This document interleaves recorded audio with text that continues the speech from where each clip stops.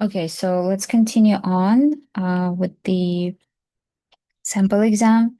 So problem 6 that we skipped was let f of x be square root of 4 minus x squared, and g of x is ln of x plus 3.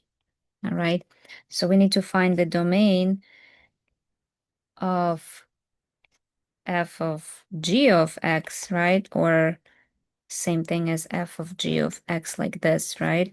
And we need to find the domain of g of f of x, right? So let's first do the f of g.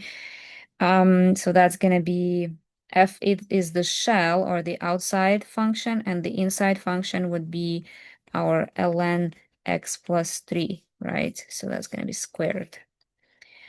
Okay, so this is our composite function. Now we need to find its domain. All right, so first of all, let me write that as f of g. All right, so we need our x to be greater than -3, right? Because essentially what we have, x plus 3 greater than 0, so that my ln is defined, right? So x should be greater than -3. That's one thing.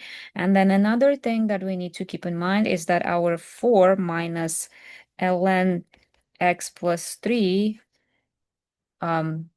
squared should be greater than or equal to 0, right? Because of this square root function, right? So the argument under the square root should be positive or 0. All right, so from here we say that it's 4 greater than or equal to ln x plus 3 squared, right? So I'm just moving that to the other side. And now to get rid of the square, I'll just square root both sides. So I have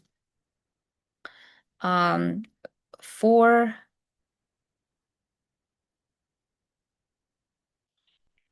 Okay, let me see. I have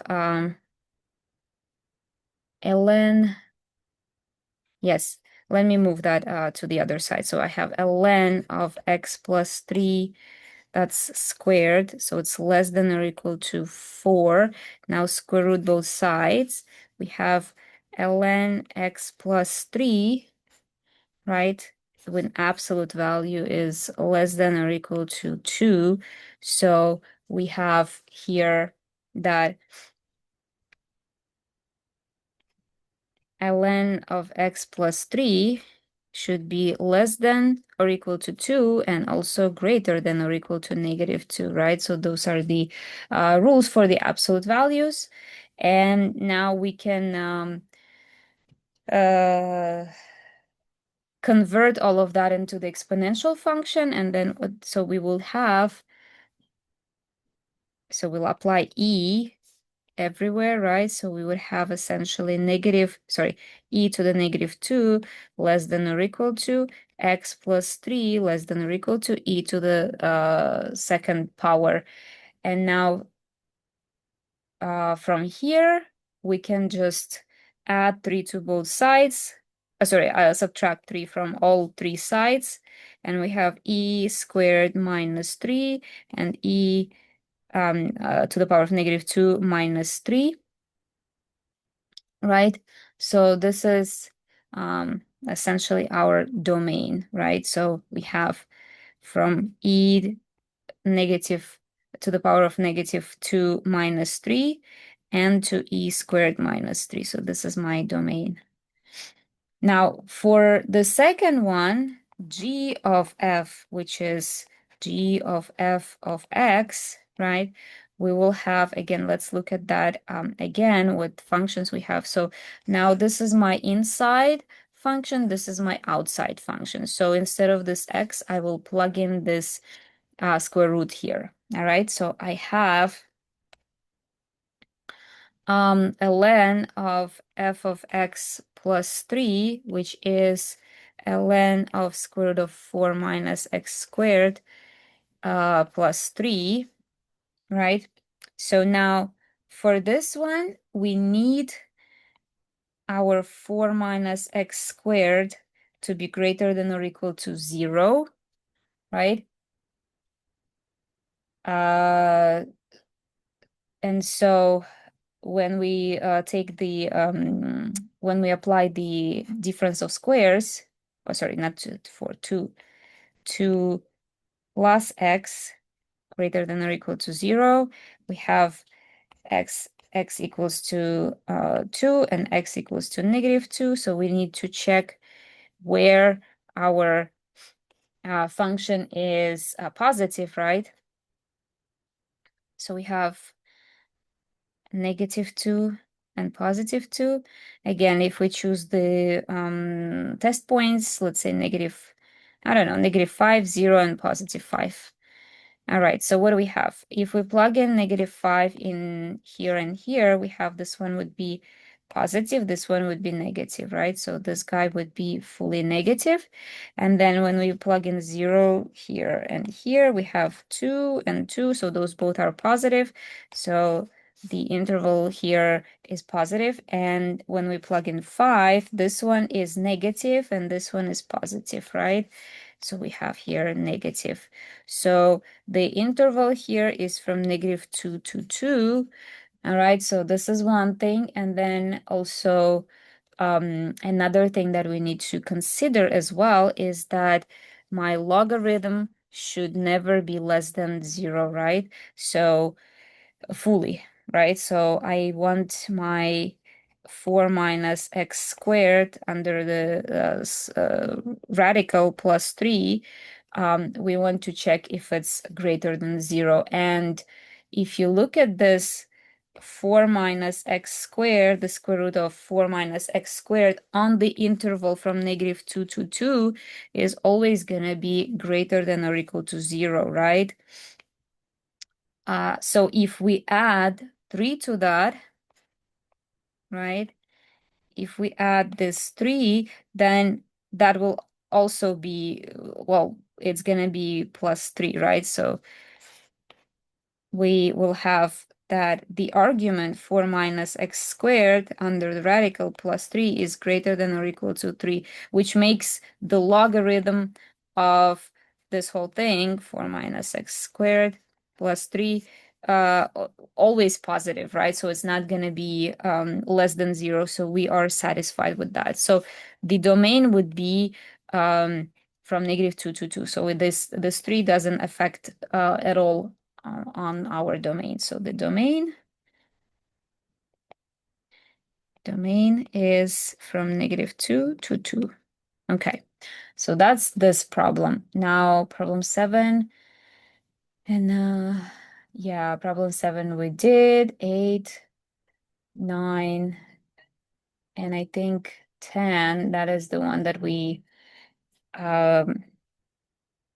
stopped at, right? Okay, 10. So now let me go over problem 11.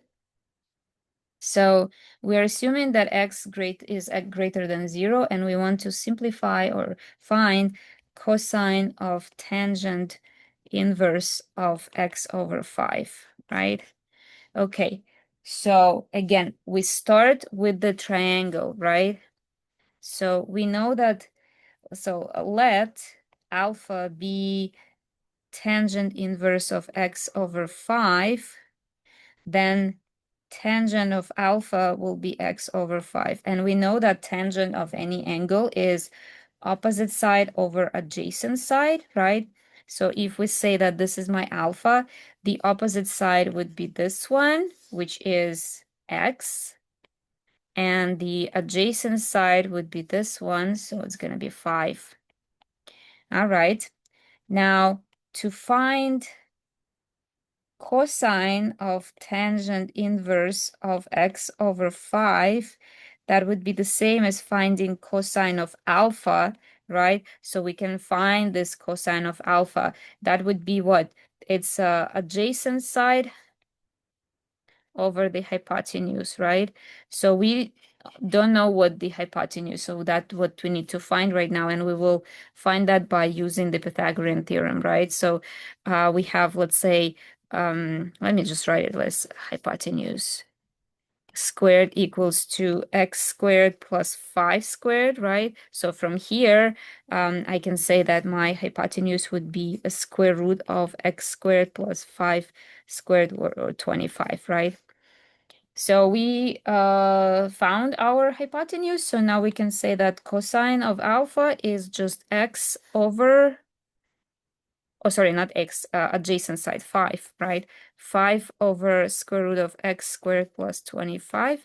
And oops, and that would be it for this problem. So everything is positive in this case because we're working with the x greater than 0, and also maybe a good to have a restriction on alpha from 0 to, let's say, pi over 2, something like this. Okay, now so this is, you don't have to write that. That's something that I will probably provide for the exam, but in case if this is given to you, then you are more than welcome just to, you're free to choose this first quadrant, which is easier to work with. All right, so problem 12 is the next one. So it says solve 2 cosine 2x minus 1 equals to 0. So, and it says give the general solution, right? So first we solve for cosine 2x. Again, the idea is to isolate x on one side of the equation and find all the values of that on the right side, right? So we would have cosine 2x, we move this on the other side and then divide by this 2. So we have 1 over 2, right? Now, when my cosine is equal to 1 over 2, so 2x, that's the argument. Cosine is 1 over 2 right here at pi over 3, right? And also cosine is a positive 1 over 2 right here as well. So that's my either negative pi over 3, or we can also say that it is 5 pi over 3, right? Or wait, 3, 5, yes. Yeah, 5 pi over 3. Yes, that's good. Okay.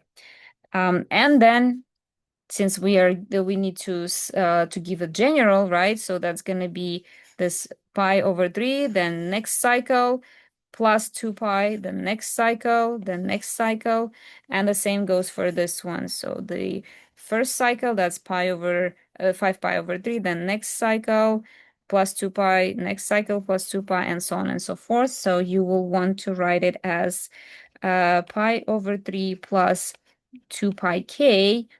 And also another solution is, let me move that a little bit, 2x equals to 5 pi over 3 plus 2 pi k, right? Now, the only thing left to do is divide by 2, and I would have everything by 2, right?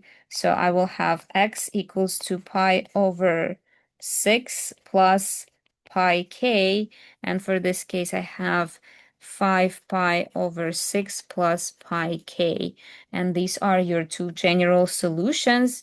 Also, it's good idea to mention that k is an integer, or you can say k is an integer. Yeah, something like that. Or you can say k can be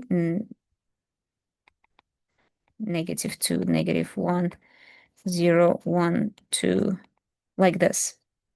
Anyway, it's fine. Okay. So that's that. And the last problem is solve ln of x squared minus 3x plus 4 equals to 2 ln of x minus 1. Right, so we need to find what that x is actually. All right, so now first thing we will do is I will probably use the rule that allows me to raise my 2 into the power, so I'll be using this rule, right? So I'll have ln of x squared minus 3x plus 4 equals to ln of x minus 1 squared, right? And now I can just drop my ln's, and I will have just x squared minus 3x plus 4 equals to x minus 1 squared. I will open the parentheses, right? I'll just expand it. So I have x squared minus 3x plus 4 equals to x squared minus 2x plus 1. These are getting canceled. And we have negative 3x and minus 2x. So I'll just move them to the other side. And I have negative x equals, this one I'll move to the other side. So I have 1 minus 4, it's negative 3. So my x is equal to 3, right? And now the only thing that I probably want to consider is what happens with the domain. So the domain restriction, probably here my x should be greater than 1, which satisfies our solution satisfies that. So we're fine, right? And that would be your solution then. And that is it. So this is the whole sample exam. Thank you.